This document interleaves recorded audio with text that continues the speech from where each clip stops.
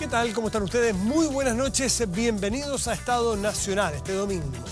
¿Qué tal? Este domingo como en un interferiado, en medio de un fin de semana largo, después de una semana intensa en términos de noticias, los coletazos del anuncio del cierre de ventanas que terminaron con un paro, ¿cierto? Que duró como un día y medio más o menos de Codelco. También el impasse El caso de Irina Carmanos. Exactamente. Fue un impasse político que dio mucho que hablar y mucha polémica.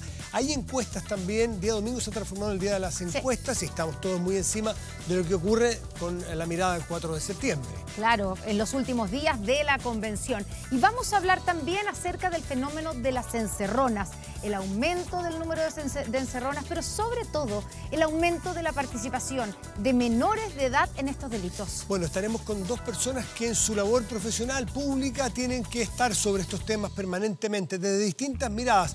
Estaremos con la defensora de la niñez y con uno de los fiscales que tiene muchos de los casos que han sido emblemáticos. Aquí comienza Estado Nacional.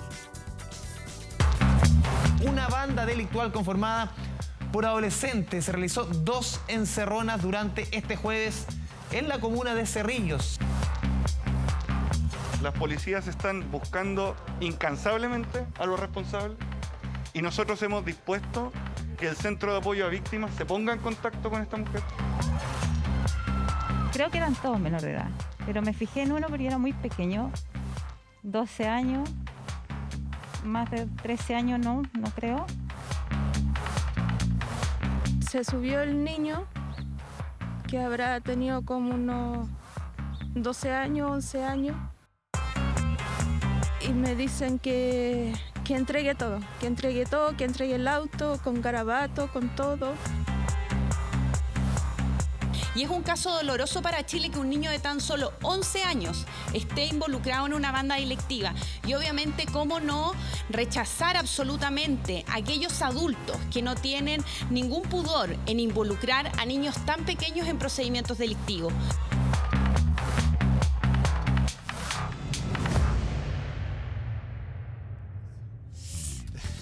Suena el teléfono. Ya estamos con nuestros invitados de hoy, la defensora de la niñez, Patricia Muñoz. Patricia, buenas noches y gracias por estar aquí. Hola, buenas noches, gracias por la invitación. Y estamos también con el fiscal regional Centro Norte, José Morales. Fiscal, muy buenas noches, gracias por estar con nosotros. Fiscal jefe Centro Norte. Fiscal jefe, bueno. Tengo un fiscal. Quizá un augurio. Buena, bien hecha la corrección. Fiscal, partamos por, tenemos aquí con nosotros, ¿cierto?, sentado en la mesa, al fiscal del caso Tamara. Ese caso horroroso, lamentable, de una niñita de menos de 3 años que resultó asesinada, muerta en una encerrona cuando iba en el auto en la parte de atrás con su mamá. Y acaba usted de conseguir la condena, ¿cierto?, por lo menos de 2 autores vivos, porque el tercero murió también en una encerrona después. Cuando todavía el grupo andaba Sí. O sea, no había sido capturado. ¿no es cierto? Exactamente, el tercero murió en esa otra encerrona. Prófugos. Y 2 de los 3 asesinos de Tamara eran menores en ese minuto de 17 años, tenían 17 años, eran menores de edad. O sea, 2 menores de edad que mataron a una menor de edad también, ¿cierto? A una niña. ¿Qué hay detrás de esta historia, fiscal?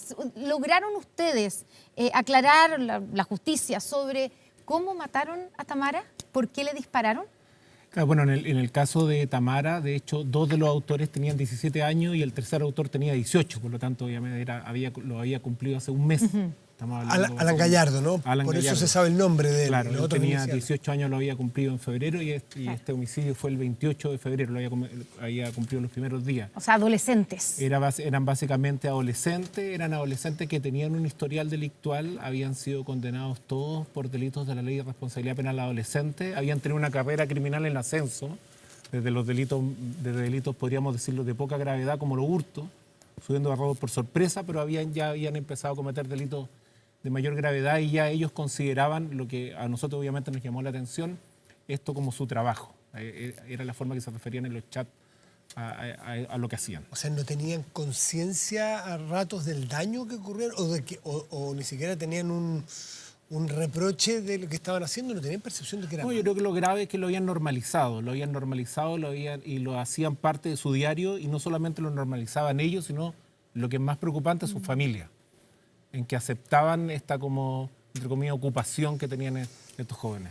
Y bueno, usted tuvo que interrogar varias veces, ¿cierto?, a los imputados. ¿Mostraron algún remordimiento? Y por eso le pregunto el motivo, si se aclaró el motivo o si le dispararon, porque la madre de Tamara ha dicho varias veces que el disparo fue a quemarropa, fue muy cerca, que era evidente que ella iba con una niñita porque iba arriba de una silla de esas que se ven, que los niños aparecen más alto, que era imposible que no hubieran visto que ahí iba una guagua y ella además gritaba que era su hija. Entonces, uno no entiende cómo son capaces de disparar y terminan además matándola. ¿Se dieron cuenta cuando usted los interrogaba? ¿Hubo algún momento de arrepentimiento, de darse cuenta de la gravedad del hecho? No, mire, lo peor además que, de acuerdo a lo que estableció la Policía de Investigación, es que la puerta del auto estaba abierta cuando dispararon contra Tamara. Por lo tanto, necesariamente debieron ver a Tamara, que estaba sentada en su silla, que como usted bien señala, es una silla que eleva a los niños en este caso. O sea, ¿ellos vieron a Tamara? Sí, vieron a Tamara, sabían que era una niña y de hecho lo que pudimos reconstruir nosotros de las horas posteriores de estos imputados, que entre ellos básicamente se jactaron de haber cometido este delito por haber tenido esta frialdad de haber hecho esto, que obviamente tiene una gravedad extrema. Defensora, a ver, lo que dice el fiscal aquí menciona delitos en ascenso que habían cometido estas personas, desde los hurtos más siempre a terminar en lo que está narrando, ¿no? ¿Usted en su trabajo ve esta narración como un caso aislado o esta es una tendencia, el que los jóvenes que empiezan haciendo cosas menores terminan en esto? Bueno, primero que todo me gustaría felicitar el trabajo de José y la policía por haber permitido aclarar un crimen tan terrible como el que involucra a Tamara. E irreparable, por cierto, desde todo punto de vista. Creo que también lo que refleja la información que José entrega da cuenta de que estamos haciendo las cosas mal y llevamos mucho tiempo haciendo las cosas mal. Porque el hecho de que estos jóvenes que participan en este crimen hayan tenido permanentes ingresos al sistema y condenas previas por hechos de menor intensidad, demuestra que cuando no se interviene adecuadamente, ya hablando en casos en que no hemos sido capaces de prevenir que estos hechos ocurran, ¿no? Pero estamos siendo incapaces de intervenir para que se produzca el desistimiento del delito, para que no forjemos carreras delictuales en los jóvenes y en definitiva terminen incrementándose el nivel de violencia con el que participan. Porque lo que es un hecho es que en términos estadísticos han disminuido la cantidad de adolescentes vinculados a delitos. Eso es un hecho de la causa. Lo que ocurre es que se ha incrementado la violencia de los hechos en los que participan, lo que refleja, insisto, la incapacidad del sistema de intervenir adecuadamente cuando ya han ingresado al sistema penal y deben, por cierto, el Estado lograr que salgan de ese comportamiento. Vamos a ir a las causas de eso, ¿cierto? Sí. Que es donde hay que apuntar finalmente. Pero, Patricia, ¿usted diría que son niños a los que hay que cuidar o son delincuentes a los que hay que tratar con mano dura? Cuando estamos hablando de niños, niñas y adolescentes cometiendo delitos graves. Primero hay que hacer una distinción porque en Chile sabemos que son imputables desde los 14 años. Sí. También debemos ser conscientes de que parte de la responsabilidad penal adolescente y de la justicia especializada tiene como base la responsabilización que el adolescente hace de los hechos. Y en ese sentido, la sanción es parte de esa responsabilización. Por lo tanto, no podemos pretender no hacer una sanción. El punto es que resulta favorable en términos de la intervención y que ha demostrado no ser eficaz. Lo que ha demostrado no ser eficaz es cuando la intervención no es capaz de terminar ese proceso en el cual los jóvenes se vinculan a los delitos. Porque lo que hace es que el contacto con el sistema penal propende a que se sigan vinculando con este y que no seamos capaces de sacarlo. Y por eso es que es tan relevante lo que José mencionaba, de cómo la familia de estos jóvenes también tenía una forma de normalizar este comportamiento y quizás muchas veces de propiciarlo o alimentarlo, generando la dificultad de que podamos intervenir adecuadamente. Entonces, cuando hablamos de las sanciones, Connie, en Chile el problema que tenemos es que estas sanciones no son efectivas en términos de resocialización, que es el fundamento que está Por ejemplo, detrás. en el caso de esta persona, de iniciales, las tengo aquí, PABJ, porque el otro es porque era mayor de edad, el otro antes, al momento de cometer el crimen, su condena es internarse en un sistema de cuidado a menores, ¿no? 10 años en un centro de sistema cerrado. Máxima. Exactamente, del nuevo Sename. De esa edad. ¿qué debiéramos esperar? ¿Este joven o esta persona va a salir rehabilitada o va a salir peor? La respuesta políticamente correcta probablemente sería decir que va a salir rehabilitada y resocializada. Pero lo cierto es que, como hemos visto, la experiencia demuestra que no es así.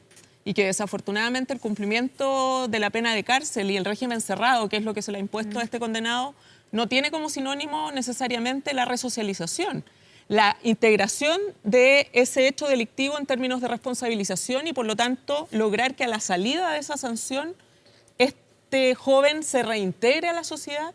Y ese también es un desafío de la sociedad en su conjunto. No perdamos de vista eso. Porque la responsabilización, si no la consideramos en un contexto en el cual está la familia de ese joven, pero también su entorno comunitario y también el entorno social, es muy difícil que se produzca si las oportunidades ahí, cuando yo salgo de la instancia cancelaria, no se produce. Fiscal, entonces, ¿está fracasando la reforma procesal del penal adolescente? Sí, absolutamente. La ley de responsabilidad penal adolescente es prácticamente coetánea al inicio de la reforma procesal de la región metropolitana. Claro. Se inicia el 2005 en paralelo con la reforma procesal penal en la región y claro, básicamente, como decía Patricia, lo que se ha demostrado es que las sanciones son absolutamente ineficaces para evitar que los adolescentes cometan otros delitos y lo peor, que no sigan carreras delictuales. Entonces obviamente tenemos una ley que hace sanciones y muchas veces son sanciones meramente aparentes porque tampoco se cumplen. Es decir, el sistema, el Estado está fracasando en lo que es la responsabilidad penal de los adolescentes. Y entonces, ¿qué pasa? ¿Qué les pasa a ustedes, digamos, que son los que están metidos en el tema, cuando el argumento o la resolución o la demanda, por ejemplo, de los mismos padres de los niños que han sido asesinados en delitos como este, como el caso de Tamara, piden penas más altas?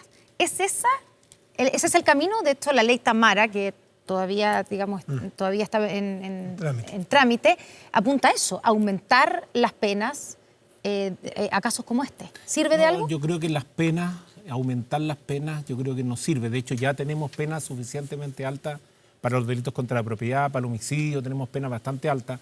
De hecho, uno de los coimputados mayor de edad fue condenado a presidio perpetuo efectivo, por lo tanto, ya qué más que estar 40 años privado de libertad. O sea, ¿no sirve? ¿La ley Tamara no sirve? Yo creo que hay más que allá analizar, hay que analizar. No, yo creo que lo principal es ir hacia instancias que permitan frenar la carrera delictual. Es decir, el Estado no solamente tiene que intervenir aquí como persecutor para los efectos de encerrar a los niños, sino que tiene que darle una alternativa, tener una vía mejor. Yo creo que si logramos que el Estado intervenga a ese punto de vista, porque ¿sabes lo que sucede cuando hay audiencias como en el caso de Tamara? El Estado va a la delegación presidencial, va a la Defensoría de la Niñez, la Fiscalía, etcétera. Pero cuando esos jóvenes empezaron su carrera delictual, ¿dónde estaba el Estado? No estaba de ninguna forma. Fiscal. Sí, me gustaría enfatizar en eso, en la importancia de lo que refiere José. Cuando yo digo que lo estamos haciendo mal es porque nos hemos abocado permanentemente a la reacción. Cuando José en su rol de fiscal interviene persiguiendo a un adolescente es porque ya fracasamos y no hicimos lo que teníamos que hacer, que es evitar que un niño se vincule a un sistema criminal. ¿De quién no es ese perdamos de fracaso? vista que 6 de cada 10 adolescentes que están en el sistema de responsabilidad penal adolescente fueron víctimas de vulneraciones a derechos y estuvieron en el sistema proteccional. Por lo tanto, ahí hay un foco que es central en términos de la prevención. Y la prevención es primaria, es secundaria y es terciaria. Tenemos que generar esos espacios a través del Estado y generar una política transversal en la cual nos aboquemos a prevenir la violencia y no solamente a reaccionar. Y lo digo porque ha surgido políticamente este tema del acuerdo transversal por la seguridad, pero está todo muy enfocado en la reacción. Y si seguimos así, esto no lo vamos a resolver y no lo vamos a mejorar. Y el desafío del Estado es, primero que todo, evitar que los niños sean víctimas de vulneraciones y, consecuentemente con ello, que luego se vinculen al sistema penal. Hay que alejarlos del sistema penal. Entonces, volvamos un par de pasos atrás respecto a algo que Patricia había dicho. Me gustaría que el fiscal, José Morales, nos dé su mirada, al menos. Dice, es un hecho de la causa, me imagino que serán datos, entonces, inobjetables, datos por los cuales hay estadísticos y oficiales, que hay menos niños, niñas y adolescentes, menos jóvenes participando de estos delitos, pero sí más violentos. A ustedes les toca mucho interactuar con ellos, con los imputados, en fin. ¿A qué refiere esto? ¿Por qué? ¿Cómo lo explicarían? Sí, solamente quisiera aclarar que efectivamente, como dice Patricia, si uno ve las cifras de los últimos años, desde el 2015 en adelante, la participación de adolescentes en delitos ha disminuido. Pero en encerronas no, entiendo. Pero hay cifras que son preocupantes. Por ejemplo, si ustedes revisan las cifras del 2022, nos damos cuenta que las amenazas entre adolescentes han subido prácticamente al doble. Han subido la participación de adolescentes en abuso sexual en contra de otros adolescentes, en contra de adultos. Han subido los delitos de robo con homicidio en que participan los adolescentes el 2022 y también las lesiones en que participan los adolescentes. Entonces, tenemos, lamentablemente, después de tener un año 2020 extremadamente violento, si ustedes revisan las cifras delictuales, nos damos cuenta que ahora, el 2022, las cifras respecto a participación de adolescentes, en lo que respecta a delitos graves o delitos violentos, han aumentado considerablemente. Ya, y en el caso de las encerronas que hemos visto, bueno, son por supuesto que nosotros no vemos todos los casos que ocurren, ¿cierto? Pero hemos visto en las últimas semanas participación incluso de un niño de apenas 11 años, apuntando a otros niños adultos. Vimos a una mamá que contaba cómo un niño de 11 años apuntaba a su hijo de la misma edad, que es como una escena horrible. ¿Qué es lo que pasa ahí? Porque, ¿por qué esos niños están participando y por qué de manera violenta? Antes los veíamos tal vez amenazando, o mayores, pero amenazando con arma blanca, ahora andan armados. Da la impresión de que es una forma de valorar, de generar valor dentro de sus pares, es decir, si yo mato a otro voy a ser mejor valorado en mi entorno, ¿hay algo de eso?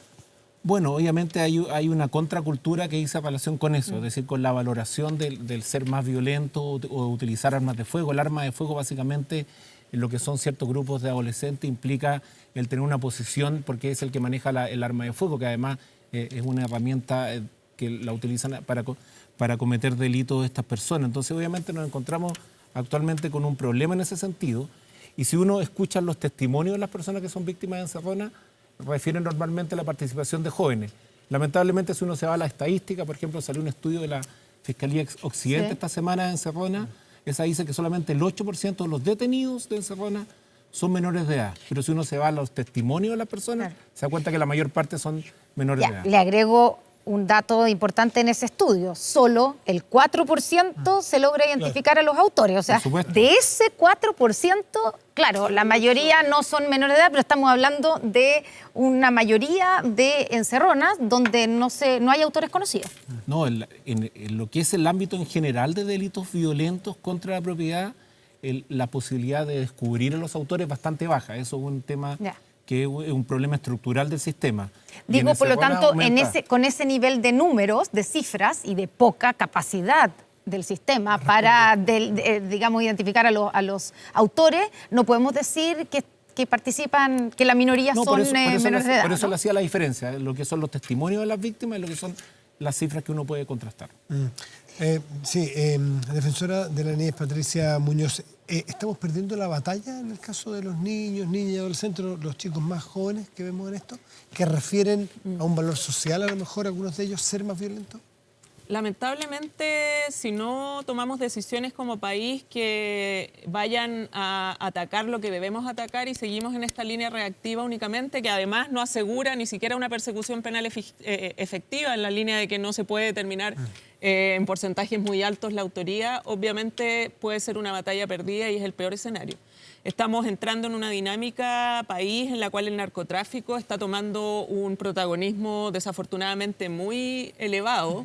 Y eso está implicando un contacto muy temprano de los niños precisamente con bandas de crimen organizado que los empiezan a reclutar y a generar desde ahí un ofrecimiento de estándares de vida que el sistema social en el que se desenvuelven no les puede ofrecer. Y por lo tanto, si yo estoy exponiendo a los niños a esa comparación, a cómo a mí me valoran más por tener la mejor zapatilla, por tener el mejor buzo, por tener en definitiva el mejor auto, y ese es el foco con el que estamos interviniendo, sin duda es una batalla que corremos un riesgo muy grande de perder y que no podemos como Estado perder. O sea, acá a mí me interesa enfatizar esto. La responsabilidad del Estado a través de sus órganos es ganar esta batalla y lograr que los niños no se vinculen con el crimen.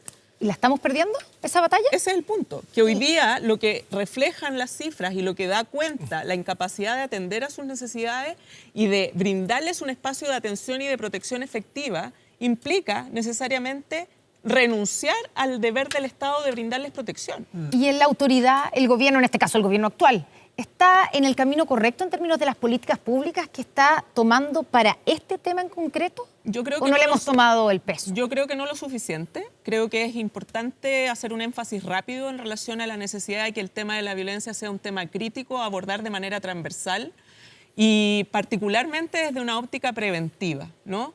En ese sentido, me parece que el Ministerio del Interior y Seguridad Pública debe tener un liderazgo muy contundente, pero un liderazgo que es transversal. Porque si solo nos enfocamos en la lógica, insisto, de este acuerdo por la seguridad, que va a estar asociado a la reacción punitiva, pero no al deber que tenemos de generar prevención efectiva de manera previa para poder impactar en menos adolescentes vinculados al sistema criminal, no vamos a ser capaces de hacer el trabajo bien. Y eso involucra ofrecer a los adolescentes, a los niños, educación. La exclusión escolar es uno de los factores centrales para que ellos se puedan vincular con espacios de delincuencia. Y por lo tanto, no nos olvidemos que en Chile tenemos más de 132.000 niños, niñas y adolescentes fuera del sistema escolar, lo que además está propiciándose en un riesgo mucho más alto de que se generen más espacios de exclusión a propósito de la pandemia. Entonces, cuando uno ve que los niños además se generan estas vacaciones más amplias, cuando recién estamos volviendo a clase, con todo lo que implica la posibilidad de desaparecer del entorno educativo... Un error ahí. Sí, yo creo con que... la mirada de la Defensoría de la Niñez. Yo creo que fue un error en cómo se trabajó, en cómo se coordinó, en cómo se miró el desafío que representa el poder vincularlos al espacio educativo, porque el colegio no es solo que aprendan matemáticas o lenguaje para hacerlo simple. Patricia, ¿qué le parece la declaración del Colegio de Profesores en cuanto a que no son guardería los colegios? No, si no son guardería, pero el colegio es un espacio en el cual los niños se desenvuelven y generan procesos de vínculo que son centrales para su desarrollo, y por lo tanto yo esperaría que el Colegio de Profesores empezara de una buena vez a tener un comportamiento acorde con el interés superior de los niños, niñas y adolescentes, más que con una lógica gremial que creo que no colabora con lo que necesitamos. ¿Y usted, fiscal, qué cree sobre las políticas públicas, las medidas que se están tomando desde la autoridad, desde el gobierno? ¿Van en el camino correcto o falta? O sea, a mí me parece que hay una política que comunicó el presidente bastante importante que dice relación con las armas de fuego. O sea, la posición, al menos mía personal y la que ha dicho la Asociación de Fiscales, es que debe restringirse el uso de armas de fuego en Chile. Imagínense que el año pasado se autorizaron 8.000 armas de fuego para ser utilizadas en Chile. Las personas pueden inscribir 2 armas de fuego, un deportista puede inscribir 6 armas de fuego. Tenemos un mercado de municiones que está absolutamente descontrolado. Ya, pero el plan al que usted hace referencia, ¿cierto? Chile sin armas, ¿es la respuesta? O sea, estos menores, estos niños, niñas y adolescentes, ¿de dónde sacan las armas? Bueno, hay básicamente varias fuentes de obtención de las armas. Está lo que tiene que ver con que yo creo que tenemos que prohibir la importación de lo que tiene que ver todas las armas a fogueo. Hay que hacer un trabajo más a nivel de aduana y todo lo que tiene que ver con las armas que ingresan en forma ilegal al país. También hay que aumentar la supervigilancia de las personas que tienen inscritas armas en Chile, que son más de 700.000 personas que tienen inscritas armas en el país. Pero son de ahí que sacan esas armas, se lo pregunto por toda la polémica, que si es el foco está en las armas de los privados, que supuestamente son o habrían sido legales en algún minuto, si es ahí donde hay que poner el foco o es en otra parte. Mire, porque no son de ahí donde tienen las armas, mayoritariamente hablando. No hay cifras oficiales al respecto, ni hay estudios importantes sobre eso. Pero lo que sí le puedo señalar, por ejemplo, en el caso de Tamara, la bala que mató a Tamara era una bala que aparentemente una bala que había salido de una máquina recargadora que se puede haber sacado de cualquier club de tiro. Es decir, las máquinas que recargan municiones en Chile no están sujetas a ningún tipo de control en cuanto a que usted no sabe cuántas municiones se están produciendo en este momento en Chile, no hay trazabilidad de las municiones, por lo tanto tenemos un problema bastante importante en ese sentido. Fiscal, en ese sentido entonces da la impresión de que a lo mejor se puede llegar a lo que propuso el presidente de prohibir las armas. Algunos estarán de acuerdo, pero hay muchas otras cosas antes que podrían prevenir. No, de todas maneras yo creo que tenemos que ir... Yo creo que el principio general es que las armas y el monopolio de la fuerza debe estar en poder del Estado. Y en forma excepcional las armas en particulares, pero 700.000 armas en Chile, la verdad es que no parece que haya una situación excepcional, sino por el contrario, una situación bastante generalizada. Entonces, me parece que obviamente yo creo que lo que debe aspirar una sociedad a futuro, una sociedad que quiere ser pacífica, es que las armas estén en poder del Estado. Hablando quiero volver al tema del perfil de los adolescentes, de los niños, de las niñas que hoy día están delinquiendo. Y es esto de que, ¿cuál es la causa o por qué están ahí? Si no hay más menores, lo hemos visto y están más violentos.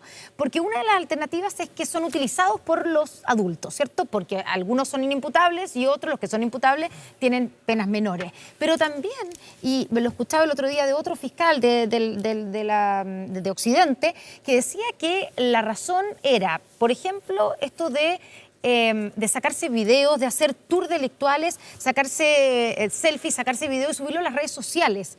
O sea, que es más bien un fenómeno como de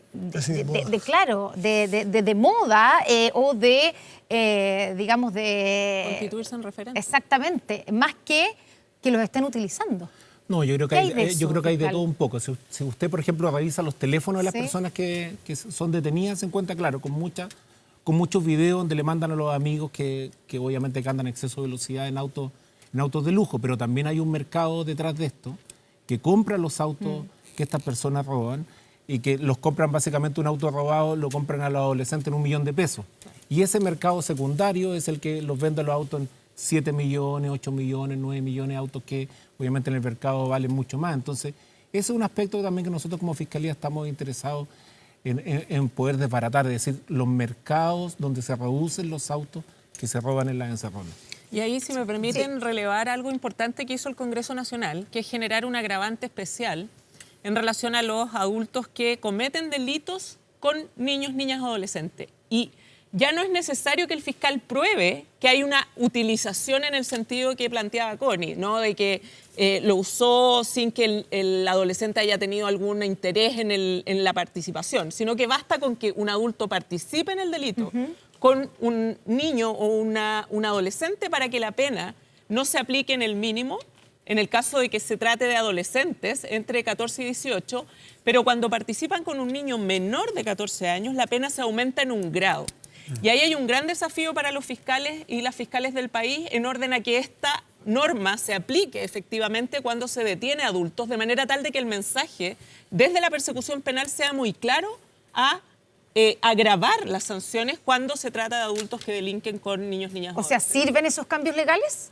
Desde mi perspectiva, sí, porque las penas, cuando hablamos de aumentar la pena en un grado, cuando se trata de participación con menores de 14 años, son penas importantes si hablamos de robos violentos, como los que en general se cometen en estos contextos de las encerronas u otro tipo de delitos. Fiscal Morales, se ha hablado en el último tiempo de una tendencia a mayor violencia en la comisión de delitos, pero hay una importación de una cultura violenta distinta, es decir, de procesos delictivos distintos, ¿no es cierto?, de formas. Usted, ¿cómo? Porque un fiscal hace unos días decía que tenía que ver con la llegada de personas que venían de otras culturas. Esto no se va a estigmatizar a todos los que vengan, sino que a los delincuentes que vengan, es más o menos claro. ¿Usted ve ese fenómeno también, que se han importado formas distintas y más violentas? Sí, o sea, lo que uno puede observar ahora es que hay mayor ocurrencia de homicidios o lesiones con armas de fuego. Eso es una cuestión que se puede constatar. La Fiscalía Centro Norte acaba de hacer un estudio sobre los homicidios que ocurren en las 14 comunas de la región Centro Norte, y nos da cuenta que hay una participación importante de extranjeros, tanto como víctimas como imputados en estos delitos, alrededor de un 20% en ambos casos. Una participación cada vez más creciente con el uso de armas de fuego, que van dejando de lado el uso de armas blancas. Por lo tanto, obviamente uno se da cuenta de que hay y además delitos más violentos, delitos que le dispara a una persona que está cortándose el pelo, que le dispara a una persona que le dispara en el auto, etcétera. Por lo tanto, obviamente uno se da cuenta de que cuestiones que antes eran muy ocasionales, ahora lamentablemente nos estamos encontrando a diario con estas circunstancias. Y ese el sicariato, por ejemplo, también, que era algo que no lo conocíamos y ahora hablamos del sicariato. ¿Y cuál es la explicación, claro, mire, de este Chile más violento? Hay una cifra que es súper indicativa. Hace 10 años atrás, en el 80% o incluso hasta el 90% de los homicidios que se cometían, con la denuncia o el parte se sabía quién lo había cometido, porque básicamente eran rencillas, personas que se conocían. Ahora, este año esa cifra ya va en el 58%.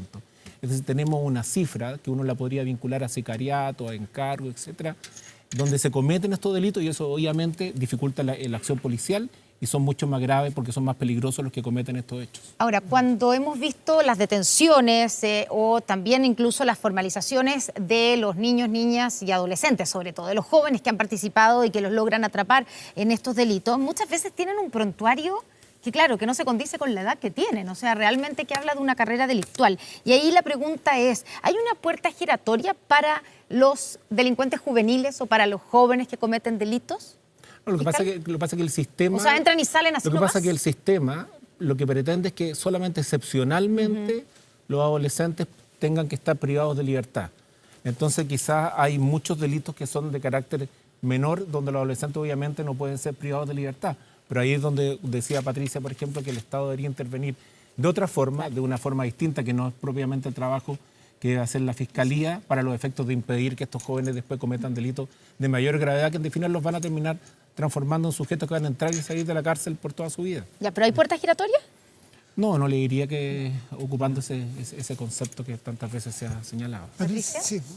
Sí, no. Lo que ocurre es que hay una ineficacia absoluta en la intervención y por lo tanto se produce que la comisión de delitos son leves, esos delitos no representan legalmente la posibilidad de la privación de libertad, pero se van incrementando y esa intervención que debiera ser eficaz no logra ser eficaz y por lo tanto finalmente cuando se llega a privar de libertad es porque ya el delito representa una gravedad tal que amerita la privación de libertad. Solo un dato, el estudio que hizo la Defensoría Penal Pública con UNICEF demuestra que proporcionalmente se decreta más internación provisoria, o sea, prisión para los adolescentes que para los adultos. Por lo tanto, también esa señal de que hay puerta giratoria, hay que contrastarla con los datos y creo que es importante este tipo de debate porque permite ir posicionando también la información real en relación con estos temas. Hace unos años, en el gobierno anterior, se habló de refundar y terminar con el Sename y hacer centros modelo incluso. Hubo que se hizo en la zona de Playa Ancha, si no me equivoco, con algunos de los cerros de Valparaíso, que eran más reducidos, con más orientación, con menos personas. Pero eso para protección. Claro, para protección. Pero en general, la pregunta va no solamente a los aquellos que cometen delitos, sino también para protección. Este nuevo Sename, si se quiere o no sé, ¿está funcionando? ¿Está dando luces de que va a dar frutos en algún momento? Me encantaría responder que sí, pero la verdad es que como Defensoría de la Niñez nosotros seguimos constatando que lo que dijimos durante la tramitación legislativa está siendo una realidad en términos de que el modelo de intervención no ha sido capaz de instalarse completamente. Y esto pasa, Matías, porque no se entiende en Chile que el deber es del Estado en su conjunto en relación con estos niños. Y cuando hablamos de niños que no tienen atención en el ámbito de salud mental, responsabilidad del Ministerio de Salud, que consumen droga y alcohol de manera severa, responsabilidad de Senda, prevenir eso, intervenir y tratarlos, y salud también, y no se hace, lo que uno sigue propiciando es comportamientos que evidentemente impiden que en un contexto incluso proteccional, incluso en casas más bonitas, incluso con menos niños, claro, incluso con más personal que pueda tener mejor capacidad, no es posible abordarlo de esta manera. Y por eso es que es tan esencial que esto cambie. Solo hacer referencia a que, a diferencia del Servicio de Protección Especializada, está en tramitación legislativa en la comisión mixta que preside el senador Walker, quien ha tratado de acelerar mucho este trámite, el Servicio de Reinserción Social Juvenil, que ese es, por decirlo así, el aparato final del sistema de garantías, que es el servicio dedicado a intervenir con adolescentes que sí han cometido delitos y por lo tanto están vinculados con la justicia juvenil. Y es ahí donde nos jugamos la posibilidad esta vez de hacer el trabajo bien y de que esa intervención especializada permita no solo frenar el inicio de carreras delictuales, sino que lograr el desistimiento del delito y reingresar a esos niños en un contexto social en el cual, por cierto, no se conviertan en potenciales delincuentes permanentes de nuestra sociedad. Perdón, el tema es distinto, pero me gustaría preguntarle a usted si ve algún vínculo en la tardanza, pues estaba leyendo el otro día, la tardanza que ha tenido la ley de adopción, por ejemplo. ¿Ve alguna relación o podría aportar si la ley de adopción se tramita rápido, con la urgencia que debe tener, y que haya niños y niñas, chicas, que puedan insertarse en algunas familias? ¿Usted ve alguna relación en poder prevenir el día de mañana que haya...? Toda la relación del mundo, Matías, y valoro mucho la pregunta porque me permite volver a enfatizar lo lamentable que resulta que nuestro Congreso Nacional no entienda que hay prioridades que se deben asegurar. La ley de adopción lleva 7 años en tramitación y eso implica para un niño su vida entera. Si se demora 4 años, hay niños que esperan su vida entera para ser adoptados. Y el vivir en familia, la familia cumple un rol insustituible. Es un espacio en el cual los niños debieran desenvolverse protegidos, con amor, con cuidado, pero también con una crianza que, siendo amorosa, es capaz de transmitir disciplina que es distinta del castigo. La disciplina no es igual a castigo.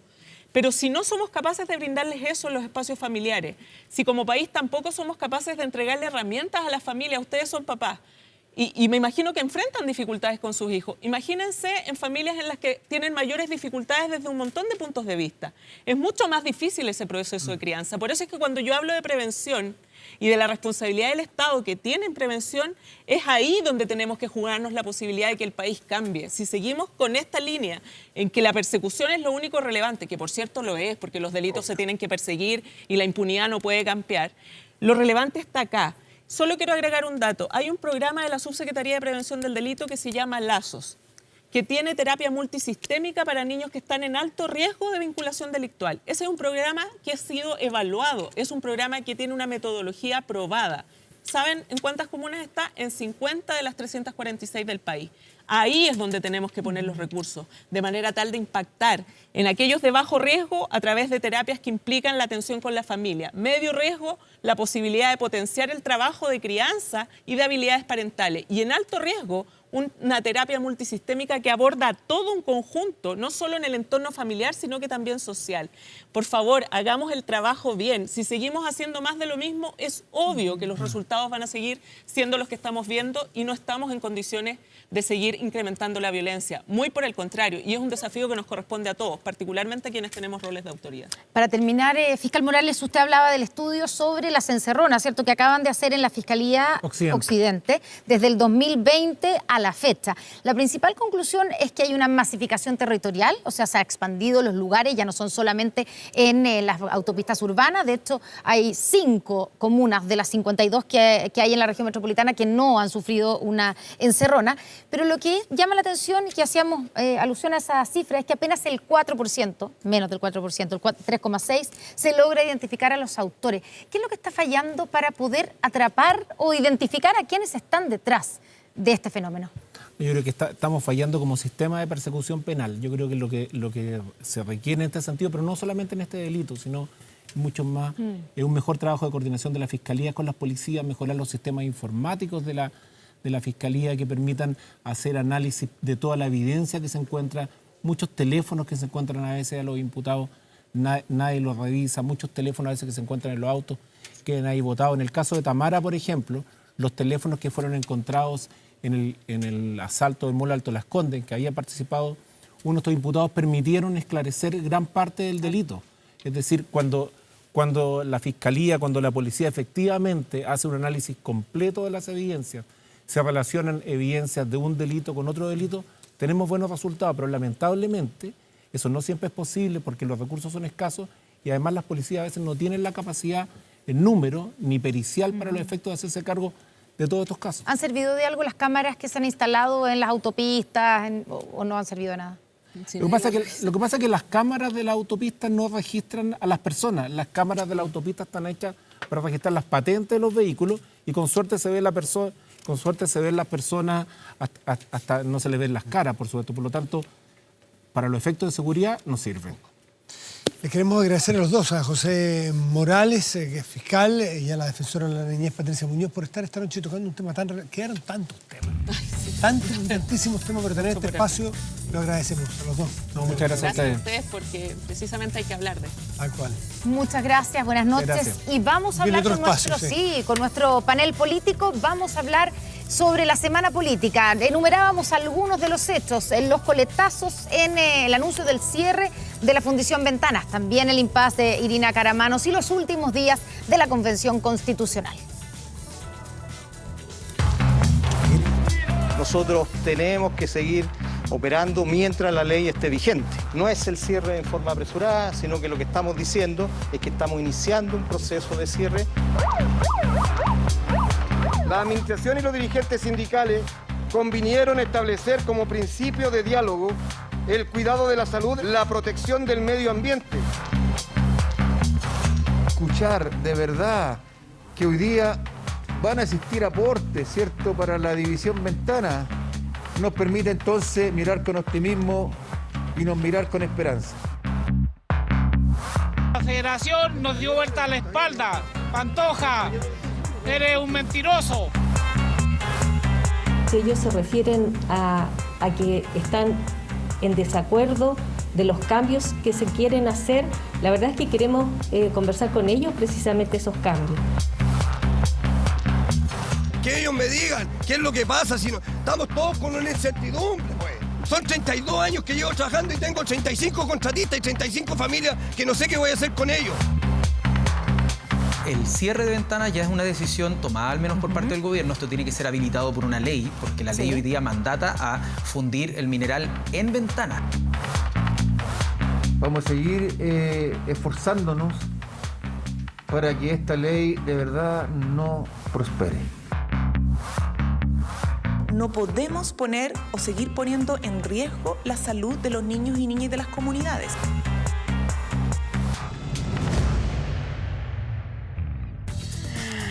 Ya estamos con nuestros panelistas invitados aquí instalados en Estado Nacional para comentar este y tantos temas que están dando vuelta. Saludamos a Gloria de la Fuente, cientista política. Gracias, Gloria, por estar con nosotros. Gracias por la invitación. A Cristian Valenzuela, director ejecutivo de Ideas Republicanas. Muy buenas noches. Bienvenido, Cristian. Por este otro lado, Gonzalo Vinter, diputado de Convergencia Social. Bienvenido. Y al diputado de Renovación Nacional, Andrés Longton. Bienvenido a Estado Nacional. Gracias por la invitación. Bueno, partamos por el cierre de ventanas, porque lo veíamos, ¿cierto? Y fue uno de los... Yo decía, claro, fue anunciado la semana anterior, pero esta semana fueron los coletazos que incluso tuvieron un día y medio de paro nacional que terminó bien finalmente, pero la pregunta es si hubo aquí una descoordinación en el anuncio. ¿Cómo se atrevieron a hacer un anuncio así sin haber hablado con los trabajadores, que parece ser lo que ocurrió o no? Gonzalo. Encantado respondo la pregunta, pero me parece que esa no es la pregunta principal.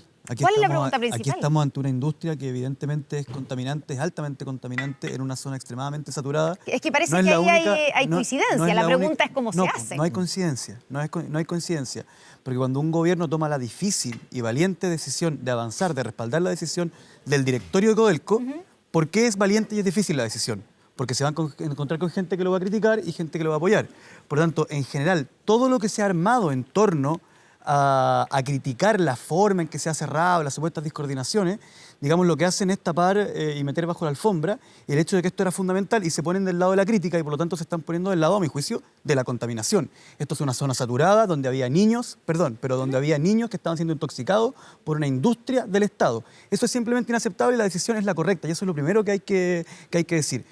Quienes hoy día digan, no, hay que poner el foco en esto, en lo otro, etcétera, porque con los trabajadores ya hay una mesa, se está funcionando, se le avisó antes a los trabajadores, de hecho ellos dicen que no. Pero si los trabajadores le dieron la noticia a la prensa. Por tanto, yo la pregunta que hago es, los aquí presentes, cuando se cuente esta historia y se diga, había una zona saturada, había una industria que había que cerrarla, el gobierno apoya el cierre.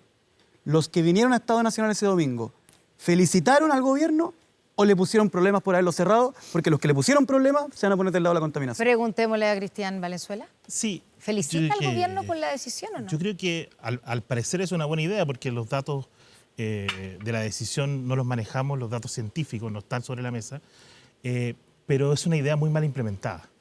Me parece bien que una semana después Gonzalo reconozca algo de que esta decisión ha tenido complicaciones. Por supuesto que tiene complicaciones, pero hay que recordar que esta decisión fue impulsada por el gobierno. Yo creo que trataron de aprovechar la noticia para darle un impulso político importante y en eso fracasaron porque no tomaron en cuenta ni los espacios que tenía que tener el gobierno corporativo de Codelco ni la opinión de los trabajadores. Sí, esto podría haberse trabajado con los trabajadores y haber tenido un desenlace muy distinto que haber perdido 3, 4, 5 días de discusión. Ya, pero tú reconoces que era la decisión correcta, que es lo que está diciendo el tema de fondo, sí, finalmente, que la decisión era una decisión difícil, pero correcta. Lo diste esta espectacularidad. ¿No? Mañana no se va a resolver el problema. Este problema se resuelve en 5 o 10 años. ¿Qué costaba mirar a los ojos a los trabajadores y no anunciarlo desde la moneda, no hacer todo este aparataje, finalmente. El diputado es de la zona, así que conoce la zona ya perfectamente.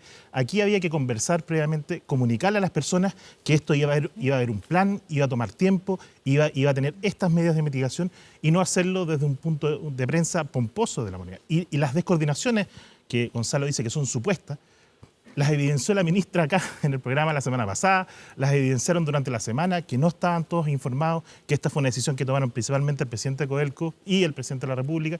Yo creo que eso... Correcto. Mira, y dicho todo lo anterior... Sí, pero es que Gonzalo, las decisiones... ¿Cómo es tan difícil no, es que no lo dije la semana pasada, las decisiones son correctas, por supuesto. No se te va a gritar la boca. Pero la forma de hacer las cosas también es importante, porque hay que respetar también a los trabajadores. Pero fíjate que no es un problema, yo creo, como se señala, de implementación, sino que de puesta en escena. Yo creo que la puesta en escena, en principio, podría haber sido mucho mejor. ¿Y por qué? Porque pareció finalmente un problema entre el gobierno y los trabajadores y desapareció en las primeras 24 horas el dilema más relevante, que es lo que señala Gonzalo, que es el dilema que tiene que ver fundamentalmente con la contaminación y lo que estaba pasando. O sea, seguir pensando que podemos seguir manteniendo zonas de sacrificio en Chile es un problema, en el fondo básico del derecho a un ambiente libre de contaminación. Entonces me parece que más bien el problema fue muy puntual y tiene que ver más bien con la puesta en escena. Podría haber sido mejor trabajando. Los alcaldes en el fondo reconocieron que no se habían enterado, se enteraron básicamente por la prensa, y los alcaldes podrían haber tenido un rol porque son además quienes han estado permanentemente denunciando la contaminación. Ahora, siempre hay un mal manejo, según lo que dices tú, desde el punto de vista del anuncio. De la puesta en escena, exactamente, del anuncio. Pero desde el punto de vista de la implementación, yo creo que impecable. Un paro que dura un día y medio, en esta circunstancia, ¿dónde, digamos? Me parece que efectivamente hubo un camino.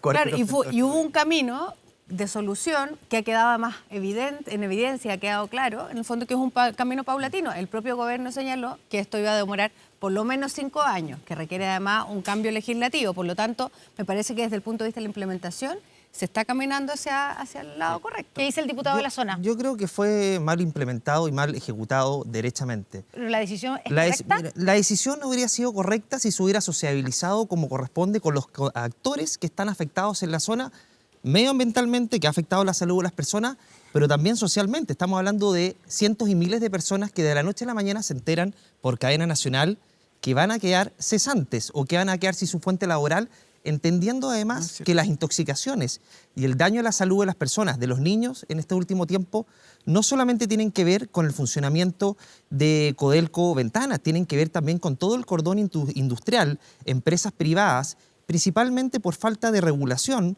en ciertos elementos como los compuestos orgánicos volátiles. Entonces, tratar de... Claro, el pero presidente en el tema del dióxido de azufre es un hecho cuando tú dices que, no están los, que el 64% de las emisiones vienen de Ventanas. Absolutamente. Estamos hablando de una empresa, además, pública, estatal, que debiera dar el ejemplo en este tipo de temas, entonces, ¿no? Es una decisión que debieran haber tomado los gobiernos anteriormente y nadie se atrevió. Absolutamente, pero bien ejecutada, bien implementada, y el diseño completo, porque no puede ser que la ministra, horas antes, esté diciendo que se va a llevar a cabo una inversión en el lugar para cumplir con estándares internacionales y precaver y proteger a los trabajadores respecto a su fuente laboral, pero paralelamente la ministra aquí dijo que ella no fue a defender el plan, que ella lo que había dicho precisamente era que con la inversión que tenía, que estaba contemplado el plan, no iba a lograrse resolverse el tema ¿Cómo es posible que ni el alcalde de la zona, ni el gobernador de la zona hubieran estado al tanto? Se enteraron por la prensa. Entonces, ¿cuál es la sensación de unas personas que han convivido décadas con la contaminación y que han tenido que sobrevivir a ella con patologías importantes y que ahora además se les diga que de la noche a la mañana se cierra algo a aquellos que han tenido que convivir con eso? Eso es muy fuerte para los habitantes de la zona, Connie, cuando uno viene un plan integral que tienda a combatir la contaminación y tienda a regular aquellos elementos. Mire, se suspendió Codelco Ventana y a los pocos días seguían cayendo niños intoxicados en las escuelas. Entonces, pareciera ser que el presidente en este voluntarismo de tratar de dar señales a la ciudadanía se termina equivocando en la forma. Para terminar sobre este tema, porque tenemos otros temas que tocar, pero reconoces, diputado, reconoces por lo menos que todos han dicho que es la decisión correcta. No, pero que hay no. ¿Quién dijo no, que Andrés Longton, en Estado Nacional, el día de hoy, no fue capaz de decir que era la decisión correcta, dijo que podría haber sido una decisión correcta, luego procedió a matizar el asunto de la contaminación, diciendo que había tantas industrias que contaminaban, etcétera, etcétera, etcétera, y diciendo esto de que no se le puede decir a la gente que se va a quedar sin pega de un día para otro, que no es lo que se comunicó, sino que por el contrario, cuando se le entrega la comunicación, se les dice que ninguno se va a quedar sin pega, que se va a hacer una mesa de trabajo. Ellos toman la decisión de no asistir, sobre la marcha, tienen dos días de paro y luego deciden subirse a la mesa para discutir eso. Pero lo importante es que tiene que pasar la historia, que el día en que se cerró Ventana, que era una fundición que no tenía vuelta, porque era imposible, o sea que de hecho es más caro hacer que deje de contaminar, ¿cierto? Que construir una nueva. Ese día, el día que se decidió iniciar el camino al fin de las zonas de sacrificio, Andrés Longton vino a Estado Nacional. Una semana después. Vino a Estado Nacional y no fue capaz de decir que el gobierno había tomado una decisión correcta. No, que responde el diputado. Es que se equivoca absolutamente, Gonzalo. Pero estoy citando lo que acaba de ocurrir aquí ahora. Se equivoca absolutamente. ¿Fue una decisión correcta la anunciada por el presidente? Fue una decisión que se ejecutó mal, se implementó mal, y si se hubiera ejecutado e implementado de buena manera, obviamente que hubiera sido una decisión correcta. Pero entonces lo que usted dice es que obviamente fue una decisión correcta. Al ser incorrecta... Obviamente, porque no está preocupándose de lo fundamental. Pero claro, una cosa la decisión es mala, ¿por qué? Porque no tenemos clara primero. Listo. Yo creo que hay que cambiar las imágenes de fondo porque todo muestra que una decisión incorrecta, una decisión correcta no es esa, porque ahí están los trabajadores protestando contra el propio presidente al cual llamaron a apoyar hace 4 meses atrás. Entonces, o sea, dice que le va a asegurar el trabajo, pero paralelamente hay una manifestación activa en Ventana, porque el presidente, con tal de salir del paso, dice, les voy a asegurar el trabajo, pero claramente eso no estaba definido y no estaba claro. Y lo que dice Gonzalo respecto a la inversión tampoco está claro. Tampoco está claro que los montos sean menores los que se van a invertir para dejar el funcionamiento de la fundición Ventana, o sean mayores. En el tema, no sé, estoy pensando en Gustavo Lago. Cuando esto se cuenta, porque recordemos que tenemos que remediar esos terrenos de manera permanente. Entonces, esas cifras no están claras si no es mejor la inversión para efectos de cumplir con los estándares internacionales, o si es mejor para ganarle una pulseada al gobierno, se están poniendo en contra del fin de las zonas de sacrificio. Ese no es el fin. No ha sido capaz de decir eso es una mentira, correcta, porque no es el fin de las zonas de sacrificio. De decir ahora que fue hay más una decena de empresas que siguen contaminando pero no están las normas reguladas. Pero no es excluyente, pero yo creo que no es excluyente, pero no es excluyente. O sea, hay una medida, de hecho, de detención de la faena de varias empresas, que son empresas privadas, producto de la misma situación de contaminación. ¿no? Que se alargó durante varios días. Entonces, no es que se haya acabado el problema, pero no es excluyente. Obviamente hay una decisión de política pública que tomar respecto a todas las empresas en general y la contaminación que generan. Pero era imposible pensar que una empresa del Estado no tenga un compromiso con la propia comunidad que está sufriendo las consecuencias de la contaminación. El pase al segundo tema, Connie, pero viendo en la actitud del diputado Winter, uno ve esta defensa corporativa a rajatabla de las decisiones del gobierno, y uno ve la distancia que hay entre la ciudadanía y el gobierno, precisamente porque cosas que son evidentes. Esta fue una muy mala forma de llevar adelante esta decisión, tienen malos resultados. Y eso es lo que pasó ahora. Entonces, que las personas cercanas al presidente, en vez de decirle, ¿sabe, presidente? Pucha, la embarró, ¿cómo hizo esto? Pucha, presidente, el gabinete Irina Caramano no está funcionando bien. Pucha, presidente, ¿sabe que el Ministerio del Interior lo estamos haciendo como el forro? En vez de decirle eso, tratan de aislarse en este concepto de que lo están haciendo fantástico. Bueno, ya que mencionó Cristian Valenzuela... Pero ¿por qué no te refieres a las cosas que he dicho y no a las que no he dicho? Pero ya que Cristian Valenzuela puso sobre la mesa... Claridad que ustedes consideran que el cierre de Ventanas fue una decisión incorrecta. Pero es que no es así. Es que no ¿Tú lo consideras una decisión incorrecta? No, yo dije no hemos dicho eso. Era correcto. Aquí dijo que era correcto. Está tratando de esto hacerlo de manera binaria. Es decir, ¿está de acuerdo o no está de acuerdo? No, las formas son importantes. Y tus hijos van a leer el libro y van a decir, la sintomatología de lo que pasa con este gobierno. Estamos viendo las imágenes de Irina Caramano. No voy a decir la primera dama porque ya no es la primera dama, sino que la directora de la división sociocultural de la que lo defienda también, Gonzalo. Cultural. Quiero saber, ¿fue un error administrativo o es algo más, Gloria? Yo creo que fue un error. Si es administrativo o no es administrativo, fue un error. Es que no pone el foco porque el administrativo da la impresión de que fuera un poco como que alguien se equivocó en escribirlo. Sí, alguien tomó la decisión, mal o bien, pero en el fondo yo creo que el resultado es malo en esto, de poner o de personalizar el nombre de una división que podría, o de una dirección que podría haber tenido el nombre que ocupaba en gobiernos anteriores, de hecho, que es esta coordinación sociocultural. Y creo que es malo, no solamente desde el punto de vista de lo que ocurre en el fondo en la ciudadanía, no la reacción que hay en la ciudadanía, sino que creo que ante todo respecto a la señal, porque yo creo que Irina Caramar nos ha dado una señal bien potente de querer cambiar esa figura, querer transformar en el fondo lo que hace esa dirección. Pero da la Tomar impresión que temas alguien distintos y todo. pensó que esto era una buena decisión, pensando en cambiar. Por eso la creo que institución. además es malo, porque en el fondo pone el foco en una discusión que en el fondo es espuria en la práctica, ¿no? Que saca el foco del cambio relevante y necesario que debiera haber, por ejemplo, en el cambio de varias de las tareas que hacen esas fundaciones a ministerios, que eso es una cosa que se ha dicho, ¿no? En el fondo repensar ese cargo y poner la discusión sobre la personalización, evidentemente saca el foco de algo que yo creo que ella planteó muy bien en el verano cuando tomó la decisión finalmente de asumir ese rol. Yo quiero preguntarle a Gonzalo, ¿qué es lo que ¿Fue una decisión correcta? No fue una, claro, No, fue un error. no fue. Ya, pero un Por error supuesto. es que cuando dicen No error era fácil. administrativo Fue una decisión hay una incorrecta. especie de bajarle el perfil. Aquí alguien pensó, porque esto se supo ahora, pero está desde el 30 de marzo, hay alguien que pensó que esto era una buena idea. No sé cuál es la cadena, pero evidentemente... Pero a esta altura deben saber, ¿o no? ¿Qué pasó aquí? No, yo no, yo soy diputado por el Distrito 10. Ya, pero tiene una relación cercana con el pero presidente. me parece evidente que el cargo que ella ocupa es el cargo de primera dama. Yo estoy de acuerdo con que ese cargo exista, por cierto, paso a decirlo. Yo no tengo problema con con el respeto a las tradiciones, me parece que es una tradición relativamente sana, dependiendo de cómo se dé, porque además también entiendo que para la pareja, esto de que la pareja del presidente trabaje como cualquier persona es muy complicado, tiene conflicto de interés en casi todas las áreas de la vida, etcétera. Hay un rol ceremonial que yo no lo miro en menos. A mí, digamos, para serle bien franco a todo el país, a mí me gusta que los presidentes, sea cual sea el presidente, tome chicha en cacho el 18, que inaugure la fonda bailando cueca y toda esa serie de cosas que involucran al presidente, que lo hacen que no sea solamente un empleo. Porque yo efectivamente no voy con mi pareja a ningún aspecto de mi empleo propiamente tal, pero sí voy con mi pareja a matrimonios, bautizos y una serie de cosas, y cuando uno al presidente lo convierte en presidente, lo convierte en algo mucho más que un empleado de la República, es una cosa más compleja, por lo tanto, yo estoy de acuerdo con que esta figura exista. Obviamente que ningún cargo del Estado se puede llamar igual que un ser humano, eso me parece natural y lógico. Creo que el gabinete de la primera dama lo entendió así cuando se le hizo ver el error, lo enmendaron velozmente, creo que es un error bien torpe, pero hay a creer que es como un asunto súper importante y que esto devela la crisis más profunda que vive Chile en manos de su gobierno, me parece un poquito pasado a la punta. ¿Quién ha dicho eso? Cristian Valenzuela? No, esto devela la crisis más profunda que tenemos. Mira, aquí yo valoro harto las palabras de Gonzalo respecto a la tradición y también va a bautizo, lo que muestra una apertura al Frente Amplio a la religiosidad. ¿Por qué no voy a ir a bautizo? ¿Cuál es el punto central acá?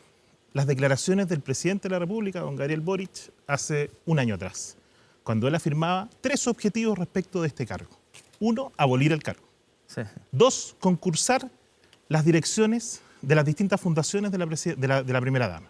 Y 3, que no iba a haber en esas decisiones ningún tipo de vínculo de sanguinidad o afinidad de ninguna especie. Con una declaración clarísima, que él fija el estándar que quiere llevar adelante. ¿Qué es lo que pasa en su gobierno en realidad? Todo lo contrario. Se establece que ya no es primera dama, sino que es casi un cargo monárquico, porque es la primera institución de la República que tiene el nombre y apellido de una persona, 1. Segundo, no se concursa ningún cargo, son todos designados a dedo, son gente cercana, con altos sueldos, el equipo que la apoya. Y tercero, este supuesto error administrativo, porque nuevamente caemos en esta falacia de que aquí no hay decisiones políticas. Aquí hay pequeños errores que alguien, un funcionario perdido en la moneda que está ahí al fondo, tiene responsabilidad. No, aquí nadie asume la responsabilidad de un error administrativo que dura más de 2 meses y que nadie se hace cargo. Y cuando se enmienda correctamente a las 16 horas pasado el incidente de la noche anterior, ¿qué es lo que hacen? Dicen, esto fue un error administrativo y el presidente el día jueves dice que lo da por superado. ¿Quién asume la responsabilidad? ¿Quién se hace cargo, no de un error administrativo, de una decisión política distinta? Nadie. ¿Dónde está la primera dama que le iba a dar un rostro distinto a este error? No da declaraciones sobre el tema. Entonces a mí me parece que nuevamente... Es una declaración en su Twitter. Bueno, pero uno espera que las autoridades den la cara no solo cuando tienen que comunicar buenas noticias, sino que también cuando cometen errores groseros de distinta índole. Pero el foco, perdona, pero yo creo que el foco de los próximos días, porque o sea, entendiendo que es un error, y yo creo que no hay una opinión distinta en este lugar respecto a qué es lo que ocurrió. Fue un error. Lo que sí creo que es importante, y ahí creo que hay una responsabilidad importante también de la dirección sociocultural ahora, es dar una señal clara en los próximos días de cuáles son esos cambios, esos ajustes que se prometieron y que debieran empezar a ocurrir, ¿no? Efectivamente, en materia, por ejemplo, del funcionamiento de las fundaciones y cuál es el rol, en los temas nuevos que ha querido traer Irina Karamanos en los próximos días, los temas con temas nuevos que en el fondo quería incorporar y que están puestos por lo demás en el decreto. Los temas que tienen que ver, por ejemplo, con la transparencia en el funcionamiento de cada una de esas fundaciones, que creo que es súper importante. Me parece que esa es la señal correcta para dar por superada una crisis, porque luego la vuelta, sabiendo todo, que todos concordamos que es un error, no hay para qué. Pero Andrés, el diputado no coincide en que es un error. Es que sorprende que un documento que fue enviado a 20 reparticiones, nadie se haya dado cuenta de que se le haya puesto el nombre de Irina al cargo. La verdad es que si fuera así, es preocupante que este gobierno no se dé cuenta de ese tipo de desprolijidades y negligencias derechamente en cómo se están emitiendo documentos administrativos a este nivel. Porque esto no es la primera vez que ocurre. Y cuando ocurre, lo más fácil es echarle, como dice Cristian, la culpa a un funcionario público, como ocurrió a propósito de la ministra del Interior, cuando le echa la culpa a una funcionaria que llevaba 30 años en su cargo, y el tema muere ahí. Entonces, es peligroso y es preocupante que este nivel de decisiones se tomen con esa ligereza de decir, es un error y demos vuelta a la página. Porque te aceptamos una vez, 2 veces, pero cuando esto es una sucesión de hechos reiterados, Constanza, yo creo que derechamente pasa a ser una estrategia del gobierno de que cuando es descubierto en este tipo de situaciones, corrigen sobre la marcha, pero la verdad es que hay una intencionalidad clara cuando el sitio... ¿Cuál sería la intencionalidad? No, personalizar el cargo, en este caso, tratar de... Yo creo que es un gran error, en el fondo, pensar que... O sea, hubo, evidentemente, a quien se le ocurrió poner el nombre y apellido de una persona, comete un error, y supongo que habrá alguien que entenderá que personalizar en cualquier circunstancia, en cualquier gobierno, no es una buena idea, por lo tanto... Es este afán de refundar ciertas cosas que ellos creen que han funcionado mal toda la vida, es decir, venir con esta estatura moral de que las cosas no están bien y parte todo con nosotros de cero. En ese tipo de momentos se toman malas decisiones, pero malas decisiones que me cuesta entender que no están coordinadas, Constanza, desde el momento que hay un sitio que está inscrito en la web. Es decir, eso se planifica con anterioridad y esa planificación me cuesta comprender que no haya tenido la aprobación del círculo más cercano de Irina. Solo voy a dejar plantear la pregunta, porque nos vamos a ir a una pausa, pero hablando de aprobación, ¿tendrán este tema, el tema, por ejemplo, de Irina Karamanos, tendrá algo que ver en la baja en la aprobación del presidente Gabriel Boric? En la última encuesta hoy día salió Pulso Ciudadano, hay una caída importante de 8,5 puntos en la aprobación, mientras que la desaprobación sube un 6,1%. ¿Por qué será? ¿Tendrá algo que ver con este tipo de hechos? Vamos a hablar de esto, también de la selfie del presidente Gabriel Boric y de los últimos días de la convención, todo a la vuelta de la pausa. Bueno, sacamos una selfie. ¿Qué?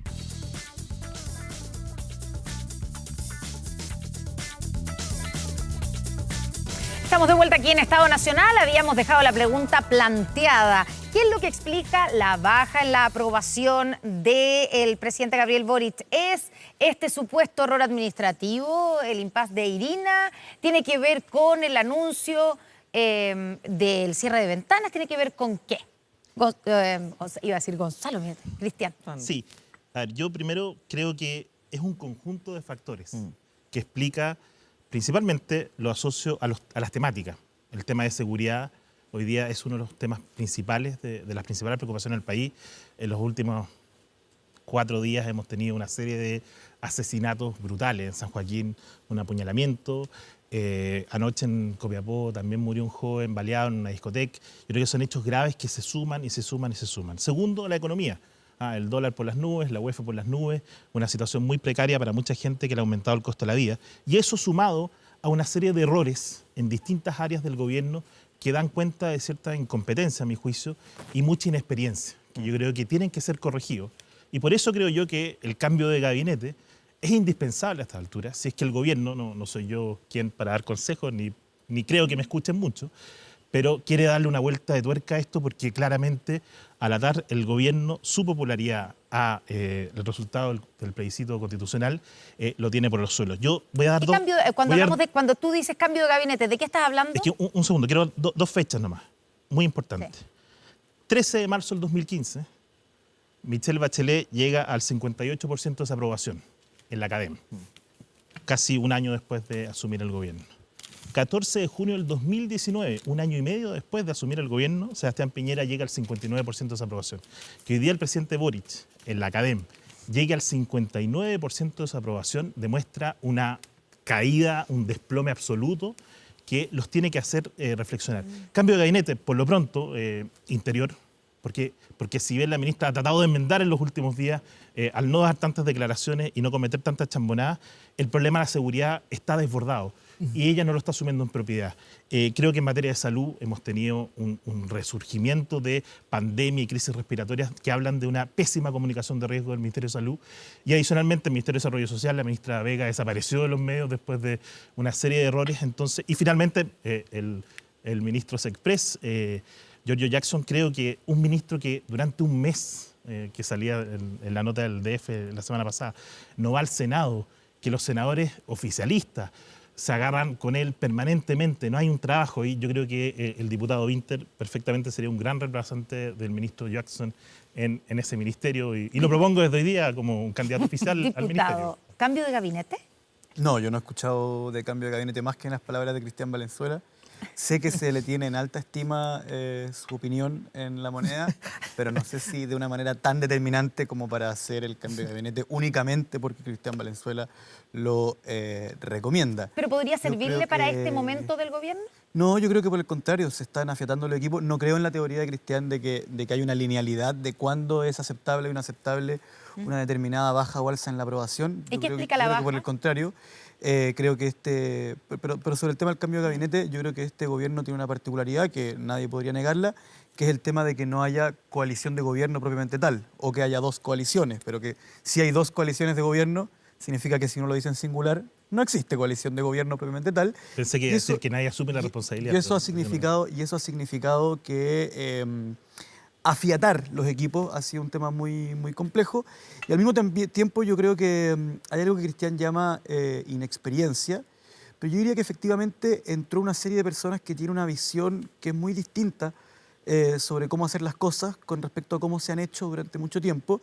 Y eso también significa turbulencia, como lo llamó el presidente. Yo creo que esas turbulencias se están reduciendo cada día más y que los equipos se están afiatando y se están, digamos, adhiriendo al quehacer y a los ritmos que la institucionalidad imprime naturalmente. Diputado Longton, ¿también de acuerdo con la necesidad de un cambio de gabinete como se llama en Venezuela? Yo creo que sí. La verdad es que lo que hemos sentido, por lo menos con Cristian, de alguna parte con Gonzalo, pero yo creo que ha habido mucha improvisación. Y esa improvisación va de la mano con una falta de convicción en las decisiones que se toman, sobre todo en materia de seguridad, como decía Cristian. Y eso afecta la credibilidad de quien está a cargo. Entonces pareciera ser que hay debilidad en las decisiones que se toman porque son ambivalentes. Cambian día a día por un tironeo constante que tiene en el sector más duro, por lo menos de la coalición de gobierno. Y esta contradicción constante de lo que hizo antes y de lo que está haciendo lo tiene al presidente muy complicado. Y eso lo ha llevado a cometer muchos errores, sobre todo en la comunicación por parte de los ministerios y las medidas, cómo se están ejecutando. Si hoy día la gente siente inseguridad, y esa inseguridad también se la está transmitiendo el gobierno. La encuesta es muy clara. Dice que la gente se siente insegura en nuestro país. ¿El problema es la ministra del Interior? Pero ojo, en materia de seguridad no está tan mal evaluado el gobierno. Está mejor que en su Yo creo que la ministra del Interior no lo ha hecho bien, derechamente, pero que más que una falta de experiencia es porque venían con una carga ideológica muy potente que se ha contrastado con la realidad que vive el país. Y eso lo ha llevado a tomar decisiones muy equivocadas o medidas a medias como el estado de excepción acotado. Yo creo que lo primero que hay que señalar es que varios de los problemas, yo creo que hay que tener un juicio ponderado respecto a lo que ocurre. Varios de los problemas son problemas en la práctica heredados. O sea, el problema de seguridad no partió hace 3 meses en Chile, ¿no? El problema que existe el problema que existe con la... Sí, pero el problema que existe, por ejemplo, con el Tren de Aragua y con el crimen organizado, que hoy día, de hecho, en una entrevista, el propio subsecretario Monsalve reconocía no llegó el 11 de marzo de este año. Hay un problema, sostenido. Son brutales. Sí, pero las cifras homicidios, son brutales. violaciones, pero robos. las cifras son brutales, entre otras cosas, claro, porque estábamos en una situación de pandemia el año pasado. Descontrol que migratorio. era muy distinto. Ya, pero convengamos primero en que el problema no tiene que ver con la instalación de este gobierno. Ahora, a este gobierno le tocó llegar en medio de todavía una pandemia, administrarle un problema de seguridad sin duda heredado, porque esto no partió hace 3 meses atrás, a tener que enfrentar también de manera súper compleja una situación de un ciclo inflacionario muy complicado, que sabemos que además es un problema mundial.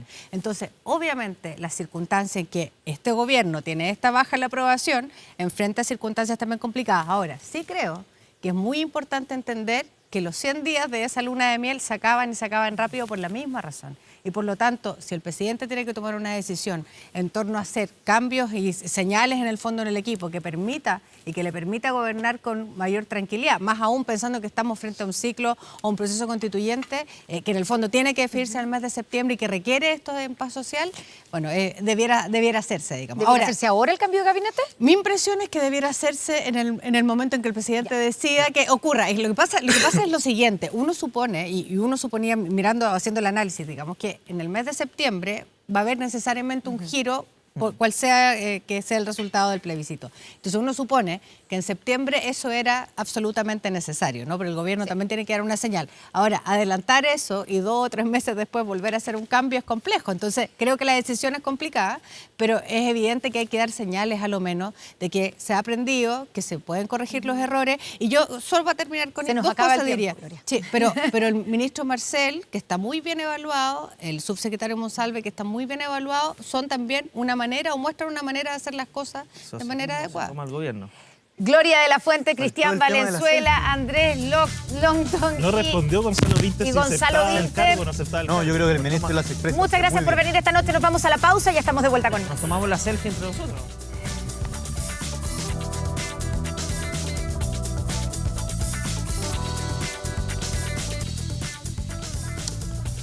Estamos de vuelta aquí para despedirnos, anunciando una semana que también se viene muy noticiosa. El último pleno de la convención, por lo pronto. Exactamente. Se termina de votar el pleno de armonización y con eso ya no queda más. Ya hay un texto para empezar a leer, estudiar y tomar decisiones cada uno como quiera votarlo. Y que se entrega el próximo en una ceremonia de clausura, ¿cierto? El próximo 4 de julio. Lunes 4 de julio. Y también esta semana se vota en el Congreso Nacional el estado de excepción de emergencia para la macrozona sur. La segunda prórroga pedida por el Ejecutivo al Congreso Nacional. Exactamente. Así que con esos dos temas ya hay bastante. Además, una semana corta. Exactamente. Serán solo 4 días. Disfrute de este lunes feriado usted. Y nos vemos en 7 días más en otro Estado Nacional. Muchas gracias. Buenas noches. Gracias por venir.